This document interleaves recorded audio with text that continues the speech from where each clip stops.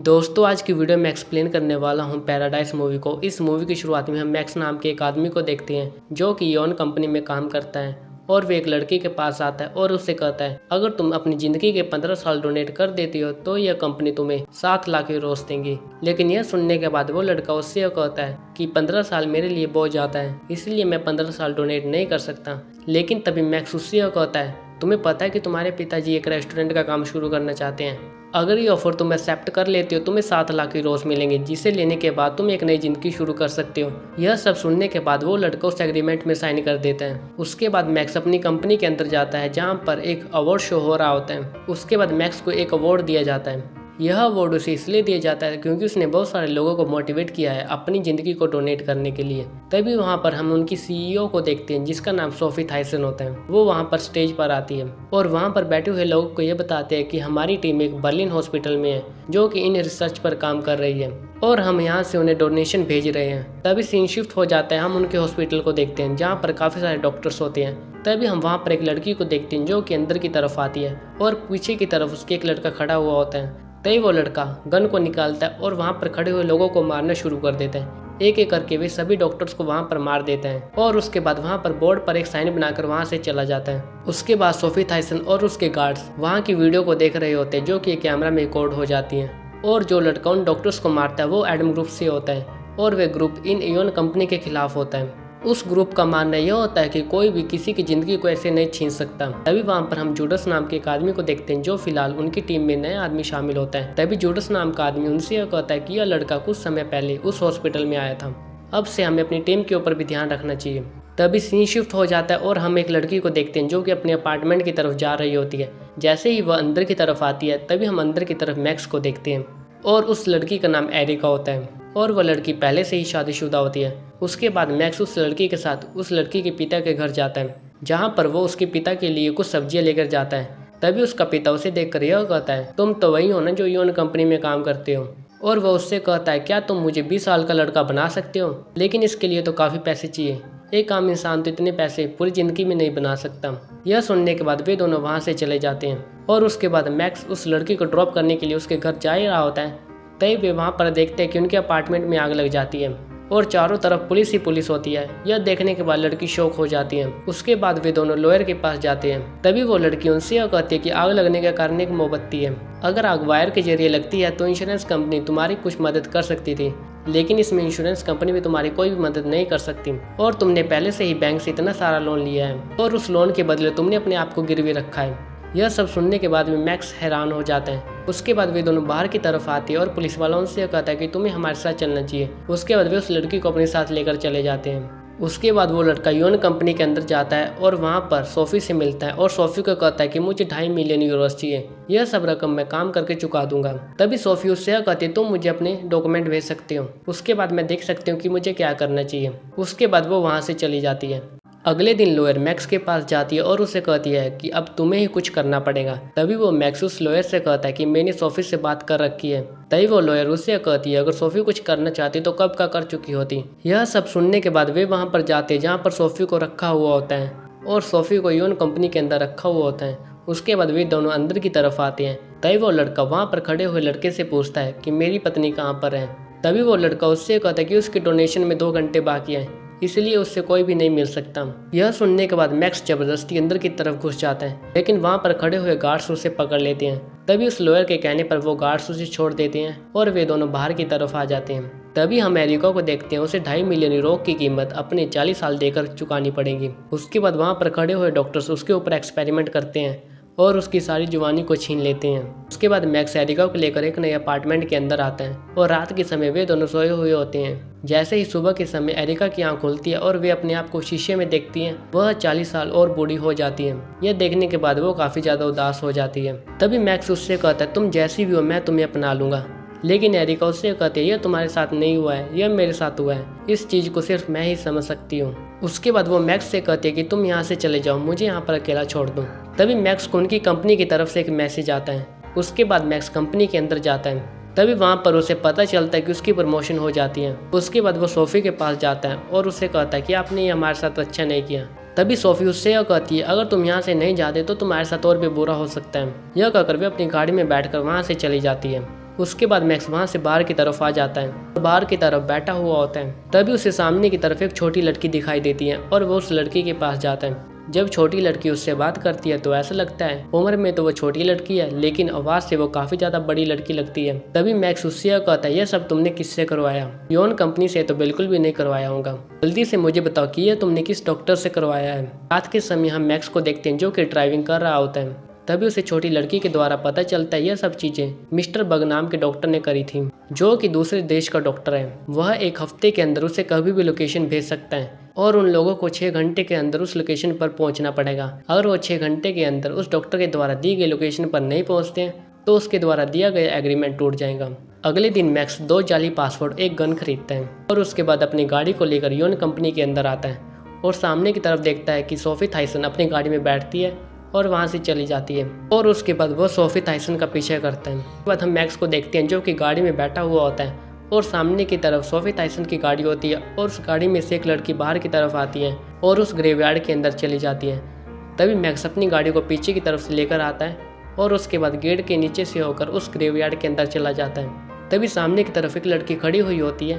तभी मैक्स अपने मुंह को ढक लेता है और पीछे की तरफ से जाकर उस लड़की को बेहोश करने की कोशिश करता है, लेकिन वह लड़की उसे देख लेती है और उसके ऊपर हमला करती है। फिर उसके बाद वो मैक्स उस लड़की को बेहोश कर देता है और उसके बाद उस लड़की को अपने साथ गाड़ी में लेकर चला जाता है। तभी वहाँ पर हम सोफी थाइसन के गार्ड्स को देखते हैं जो कि वहाँ पर लगे हुए कैमरों की लोकेशन को चेक कर रहे होते हैं।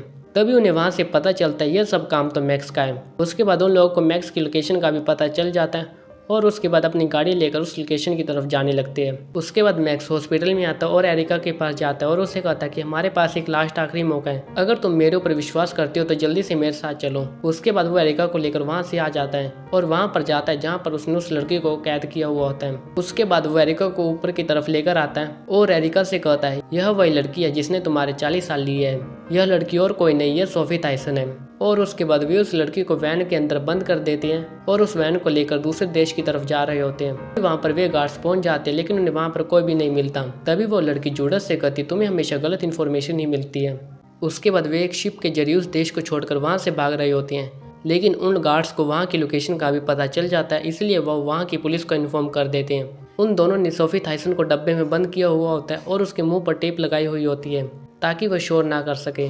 जैसे ही वे दोनों बाहर की तरफ आती है और चारों तरफ देखते हैं कि पुलिस ही पुलिस की गाड़ियाँ होती हैं, तभी वे पीछे की तरफ एक फैमिली को देखते हैं और उस फैमिली के साथ उनके बच्चे भी होते हैं। तभी हम मैक्स की वैन को देखते हैं और उस वैन के अंदर वो आदमी बैठा हुआ होता है। तभी पुलिस वाले उस आदमी से कहते हैं कि हमें पीछे की तरफ दिखाओ कि पीछे की तरफ क्या है। तभी वो पुलिस वाले उस आदमी से कहते हैं कि पीछे का दरवाजा खोलो।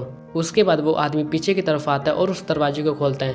तभी हम दूसरी तरफ एक गाड़ी को देखते हैं और उस गाड़ी में उस आदमी की बीवी बैठी हुई होती है और पीछे की तरफ मैक्स छुपा हुआ होता है और उसके हाथ में गन होती है और उसकी गन का एम उस बच्चे के ऊपर होता है। बंदूक के दम पर ही वह उन लोगों से यह सब काम करवाता है। उसके बाद वो आदमी पीछे का दरवाजा खोलता है और सामने की तरफ एक डब्बा पड़ा हुआ होता है और उस डब्बे में ही वो लड़की और एरिका दोनों होती है जो कि छिपी हुई होती है। तभी वो पुलिस वाला उससे कहता है जल्दी से इस डब्बे को खोलो। यह सुनने के बाद वो आदमी नर्वस हो जाता है और उन पुलिस वालों को उसके ऊपर शक हो जाता है। तभी वहाँ पर एक सीनियर पुलिस वाला आ जाता है। तभी वो आदमी उनसे कहता है कि तुम्हारी गन को देखकर मैं नर्वस हो चुका हूँ। तभी वो सीनियर ऑफिसर उनसे यह कहता है कि अपनी गन से तुम लोगों को ऐसे मत डराया करो।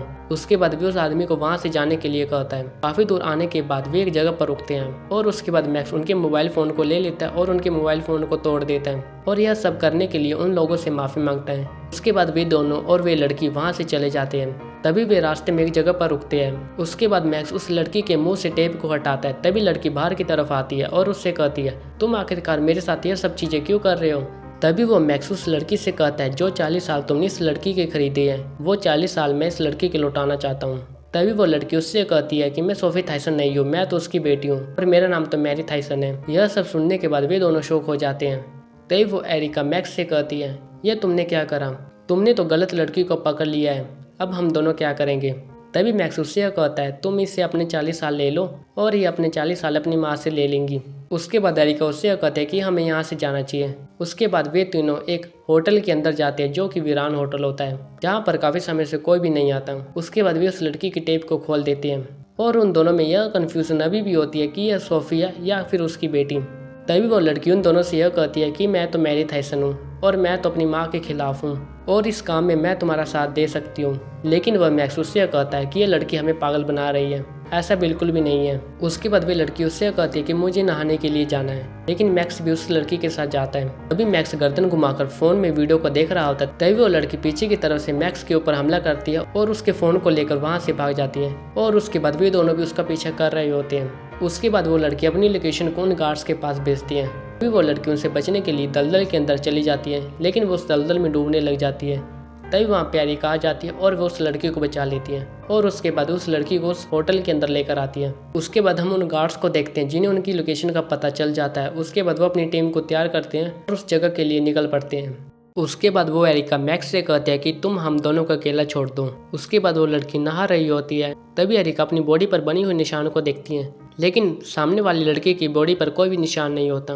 उसके बाद वो मैक्स के पास जाती है और उसे कहती है कि हमने गलत लड़की को पकड़ लिया है, यह तो सोफी थाइसन की बेटी है, क्योंकि उसकी बॉडी पर कोई भी निशान नहीं बना हुआ है। तभी मैक्स उससे कहता है जब किसी को नई जिंदगी मिलती है तो उसकी बॉडी पर कोई भी निशान नहीं होता, लेकिन एरिका इन सब चीज़ों को नहीं मानती। उसके बाद वे दोबारा से उस लड़की के मुंह पर टेप लगा देते हैं। तभी रात के समय वे दोनों वहाँ पर सोए हुए होते हैं। तभी वहाँ पर कुछ लोग आ जाते हैं और एरिका को भी अपने साथ लेकर आते हैं। तभी मैक्स उस ग्रुप से यह कहता है कि तुम इस लड़की को मत मारना। तभी उनके ग्रुप में से एक लड़की उनसे कहती है कि हम मैरी थाइसन को क्यों मारेंगे, हमारी लड़ाई तो सोफी थाइसन के साथ है, हम मैरी थाइसन को क्यों मारेंगे। अब उन लोगों को कंफर्म हो जाता है यह तो मैरी थाइसन है। उसके बाद वे ग्रुप उन तीनों को बंदी बना लेता है और वह ग्रुप और कोई ग्रुप नहीं होता, वह तो एडम ग्रुप होता है जो कि योन कंपनी के खिलाफ होता है। उसके बाद वे लोग एरिका को एक गन देते हैं और उसे कहते हैं कि इस लड़की को मार डालो, लेकिन वो एरिका उस लड़की को नहीं मार पाती। तभी वो डॉक्टर मैक्स के पास अपनी लोकेशन को शेयर करता है।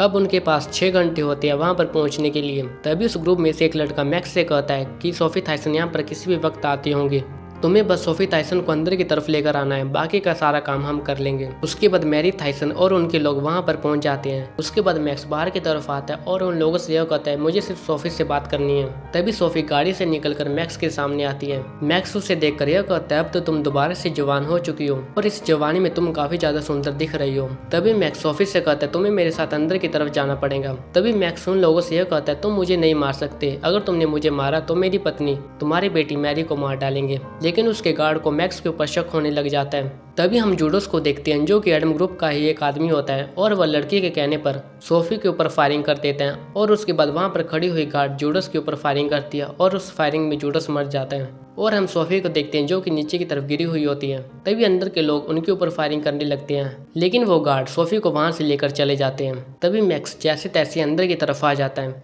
और अपनी पत्नी के पास जाता है। उसके बाद वह अपनी पत्नी और उस लड़की की टेप को हटाता है और उन दोनों के हाथों को खोलता है। उसके बाद वे उन दोनों को लेकर अपनी गाड़ी के पास आता है। तभी हम मैरी को देखते हैं और उसके हाथ में गन होती है और वे एरिका के ऊपर शूट करती है, लेकिन वह गन खाली होती है। उसके बाद एरिका को गुस्सा आ जाता है और वह उसका सर उस गाड़ी से फोड़ देती है। उसके बाद वे उसे उस गाड़ी के अंदर बंद कर देती है। उसके बाद वे तीनों वहां से निकल जाते हैं और वहां पर जा रहे होते हैं जहां पर उस डॉक्टर ने अपनी लोकेशन को शेयर किया होता है। तभी रास्ते में मैक्स एरिका से कहता है कि हम सब ये बिल्कुल भी ठीक नहीं कर रहे हैं, अब तो इसकी माँ भी जिंदा नहीं है, सब इसके साथ गलत हो रहा है, हमें इस लड़की के साथ ऐसा नहीं करना चाहिए क्योंकि इस चीज में इस लड़की की कोई भी गलती नहीं है। तभी एरिका मैक्स से कहती है कि जल्दी इस गाड़ी से नीचे उतर जाओ। उसके बाद मैक्स गाड़ी से नीचे की तरफ उतर जाता है और उसके बाद वे दोनों उस लोकेशन पर पहुंच जाते हैं। सामने की तरफ हम कुछ ट्रक्स को देखते हैं और उस ट्रक्स में से एक डॉक्टर नीचे की तरफ आता है। उसके बाद उनके लोग उन्हें अंदर की तरफ लेकर चले जाते हैं। तभी सीन शिफ्ट हो जाता है और हम सोफी को देखते हैं जो कि अभी भी जिंदा होती है, क्योंकि सोफी ने बुलेट प्रूफ जैकेट पहनी हुई होती है, इसलिए वो उन गोली से बच जाती है। वो गार्ड सोफी से कहती है कि अब मैं तुम्हारे साथ नहीं रह सकती, अब मैं इस ग्रुप को छोड़कर जा रही हूँ, मैंने अपनी ज़िंदगी में बहुत बुरे काम किए हैं, लेकिन अब मैं तुम्हारे साथ नहीं रह सकती। यह कहने के बाद वो लड़की वहाँ से चली जाती है। तभी हम मैरी को देखते हैं जो कि एक सुनसान जगह से जा रही होती है और उसके चेहरे की काफ़ी बुरी हालत होती है। तभी उसके पीछे से एक ट्रक आता है और ट्रक में से एक आदमी नीचे की तरफ आता है और वो उस लड़की से कहता है आखिर तुम हो कौन, और उसके बाद वो उस लड़की को सोफी के पास लेकर आता है। तभी मैरी को देखकर उसकी माँ सोफी गले लगा लेती है और उसे अंदर की तरफ लेकर आती है। तभी अगले दिन हम मैरी को देखते हैं जो कि अब काफ़ी बूढ़ी हो जाती है। तभी उसकी माँ उससे कहती कि हम तुम्हारे लिए एक नया डोनर ढूंढने वाले हैं जिसमें काफ़ी समय लग सकता है। उसके बाद हम एरिका को देखते हैं जो कि एक लेक के पास खड़ी हुई होती है और वे पहले की तरह सुंदर हो जाती है। तभी हम ऊपर की तरफ मैक्स को देखते हैं जो कि एरिका को देख रहा होता है। उसके बाद वो एडम ग्रुप को ज्वाइन कर लेता है। इसी के साथ इस मूवी की एंडिंग हो जाती है। अगर दोस्तों आपको मेरी एक्सप्लेनेशन अच्छी लगी हो तो आप मेरे चैनल को कर सकते हैं सब्सक्राइब और वीडियो को कर सकते हैं लाइक। तो दोस्तों मिलते हैं नेक्स्ट वीडियो में, बाय।